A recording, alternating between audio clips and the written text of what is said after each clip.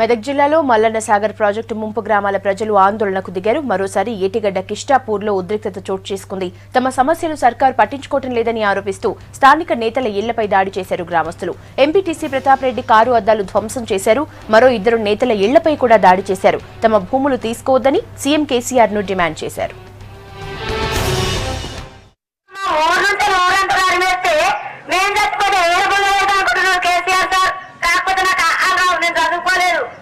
మేము ప్రేమ అనుకుంటున్నాం అంటే మా ఊళ్ళో మేమే ఉంటాం అనుకుంటున్నాం.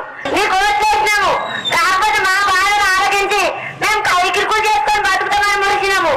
నువ్వు ఎమ్మెల్యేలకు 3 ఎకరాలు జాగిస్తాంటే సారు ఇప్పుడు నీళ్ళు గుంజుకొని నిలబడతాంటాను. ఇప్పుడైతే ఖచ్చితంగా మా చెంత అడిగినట్టుగా నీ ప్రాజెక్టు నిన్ను ఏమైనా చేస్తాం తర్వాత చెప్తున్నా. ఎవరికేం భయపడవలసిన పనేం లేదు. మన ఊరు మనం ఉంచుకోవాలి.